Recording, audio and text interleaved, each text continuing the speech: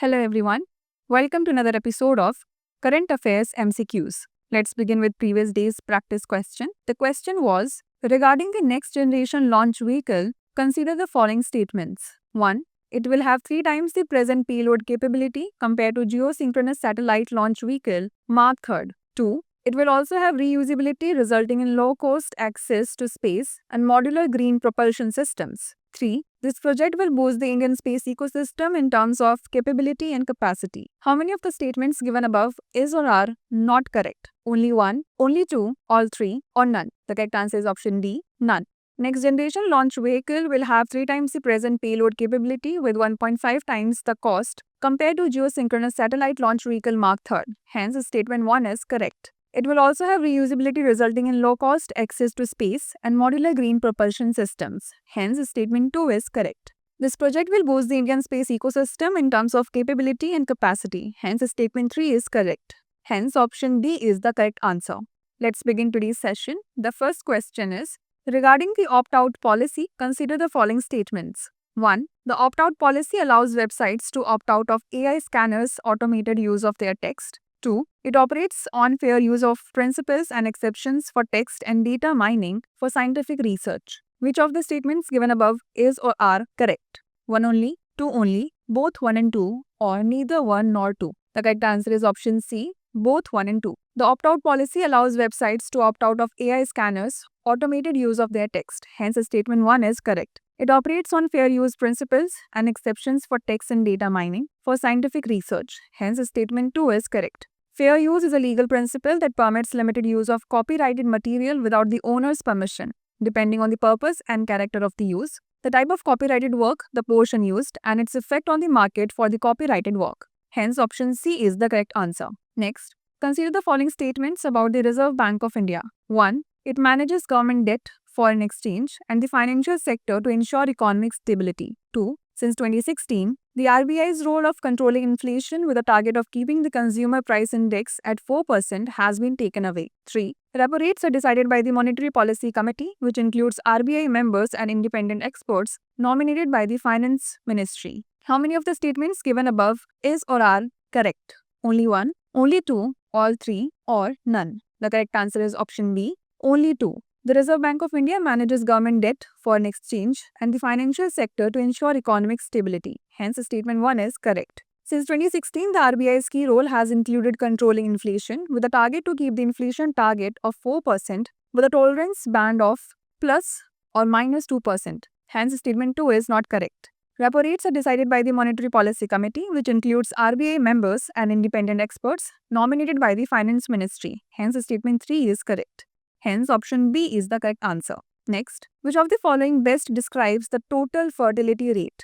The average number of children born per woman during her lifetime, the number of children born per 1,000 people in a year, the difference between birth rate and death rate in a year, or the total number of children a population produces annually. The correct answer is option A, the average number of children born per woman during her lifetime. TFR, that is total fertility rate, is a demographic indicator that represents the average number of children a woman is expected to have during her reproductive years, that is 15 to 49 years, assuming that she experiences the current age-specific fertility rates throughout her lifetime. Hence, option A is the correct answer.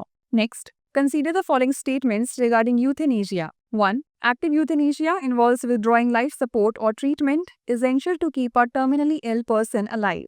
2. Passive euthanasia was first recognized in India in the Aruna Shanbhog case 2011 by the Supreme Court in 2011. 3. The Supreme Court in 2018 held that the right to die with dignity is a part of Article 21 of the Constitution of India. Which of the statements given above is or are correct? 1 and 2 only, 2 and 3 only, 1 and 3 only, or 1, 2 and 3? The correct answer is option B, 2 and 3 only. Active euthanasia involves an active intervention, such as administering a lethal injection to end a person's life. The withdrawal of life support or treatment essential to keep a terminally ill person alive refers to passive euthanasia, not active euthanasia. Hence, statement 1 is not correct. Passive euthanasia was first recognized in India in the Aruna Shanbhog case by the Supreme Court in 2011. The court allowed passive euthanasia under certain situations, marking a significant legal milestone. Hence, statement 2 is correct. In 2018, the Supreme Court held that the right to die with dignity is a part of the fundamental right to life under Article 21 of the Constitution of India. This judgment legalized passive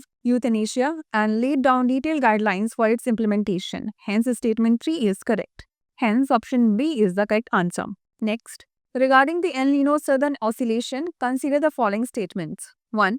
La Nina is characterized by the strengthening of trade winds, leading to cooler than average sea surface temperatures in the eastern Pacific Ocean. 2. El Nino typically enhances monsoon activity in India, while La Nina is linked to reduced monsoon rainfall. 3. Enso phenomena occur in irregular cycles ranging from 2 to 7 years and significantly impact global weather patterns. Which of the statements given above is or are correct?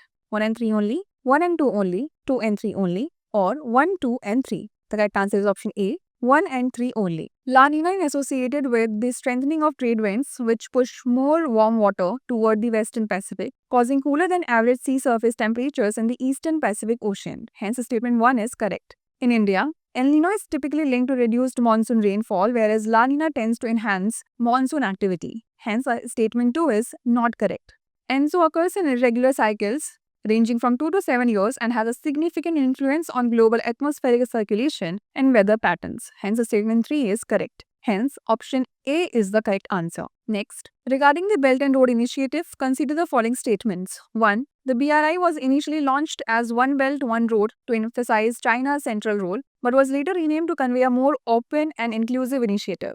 2. The Silk Road Economic Belt focuses on improving maritime connections through ports and shipping routes across Eurasia. 3. The Maritime Silk Road component of the BRI spans the South China Sea, Indochina, and the Indian Ocean and extends towards Africa and Europe. Which of the statements given above is or are correct? 1 and 2 only, 1 and 3 only, 2 and 3 only, or 1, 2 and 3? The correct answer is option B, 1 and 3 only. The BRI was initially named One Belt, One Road, but was renamed to the Belt and Road Initiative to project it as a more open and inclusive global initiative rather than a China-centric strategy. Hence, statement 1 is correct. The Silk Road Economic Belt focuses on overland transportation routes to enhance connectivity, infrastructure, and trade links across Eurasia, not maritime connections. Hence, statement 2 is not correct. The Maritime Silk Road includes maritime connections and spans the South China Sea, Indochina, and the Indian Ocean and extends towards Africa and Europe. Hence, statement 3 is correct. Hence, option B is the correct answer. Next, consider the following statements regarding special leave petitions in India. 1. SLP can be filed against any judgment, decree, or order of any court or tribunal in India, including those related to armed forces. 2. The Supreme Court has discretionary power to grant or deny special leave to appeal under Article 136 of the Constitution. Which of the statements given above is or are correct? 1 only, 2 only, both 1 and 2, or neither 1 nor 2? The correct answer is option B, 2 only. A special leave petition is a legal mechanism under Article 136 of the Indian Constitution that allows the Supreme Court of India to grant special permission to an aggrieved party to appeal against a decision of a lower court, tribunal, or any other judicial or quasi-judicial authority. SLPs can be filed against any judgment, decree, or order of any court or tribunal in India except those relating to armed forces. Hence, statement 1 is not correct. The Supreme Court has discretionary power to grant or deny special leave to appeal under Article 136 of the Constitution. Hence, statement 2 is correct. Hence, option B is the correct answer. Next, consider the following statements regarding gene therapy. 1. Gene therapy aims to treat diseases by modifying the genetic material of patients' cells. 2. Gene replacement therapy involves inhibiting the expression of a faulty gene to prevent disease progression. 3. Gene editing techniques like CRISPR-Cas9 allow precise modifications of genetic material. Which of the statements given above is or are correct? 1 and 3 only, 1 only, 2 and 3 only, or 1, 2 and 3? The correct answer is option A, 1 and 3 only. Gene therapy is a medical treatment that aims to treat or cure diseases by modifying a patient's genetic material. Hence, statement 1 is correct. Gene replacement therapy involves replacing a faulty gene with a healthy copy of the gene, not inhibiting its expression to prevent disease progression by correcting the underlying genetic defect. Hence, statement 2 is not correct. Gene editing techniques like CRISPR-Cas9 allow precise modifications of genetic material. Hence, statement 3 is correct. Hence, option A is the correct answer. Next, consider the following statements about International Mountain Day. 1. International Mountain Day was established by the United Nations in 2003 to emphasize the significance of sustainable development and biodiversity in mountain regions. 2. The theme for 2024 is Mountain Solutions for a Sustainable Future, Innovation, Adaptation, and Youth. Which of the statements given above is or are correct? 1 only, 2 only, both 1 and 2, or neither 1 nor 2? The correct answer is option C, both 1 and 2. International Mountain Day, observed on 11th December, was established by the United Nations in 2003 to raise awareness about sustainable development in mountains and their vital importance to life. Hence, statement 1 is correct. The Food and Agriculture Organization plays a key role in coordinating this observance.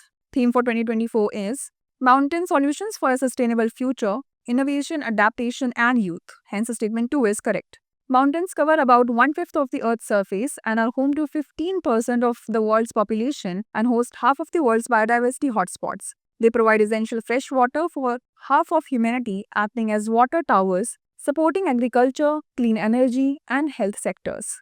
Hence, option C is the correct answer.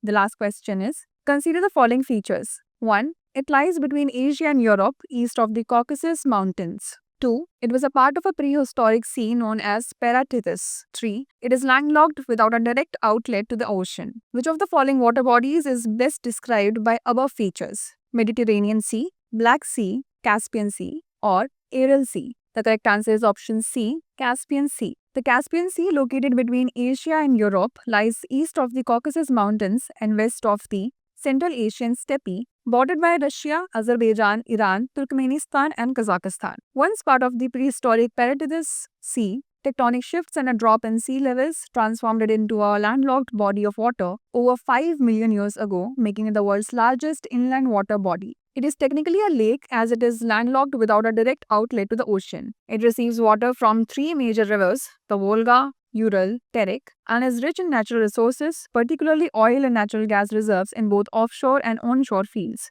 Hence, option C is the correct answer. Now it's time for the practice question. Consider the following pairs. Mountain type, mountain. Volcanic mountains, Himalayas. Fold mountains, Andes. Block mountains, Sierra Nevada. How many of the above pairs are correctly matched? Only 1, only 2, all 3, or none? Send the answer to this question in the comment section. Stay tuned for the next episode. Thanks for watching.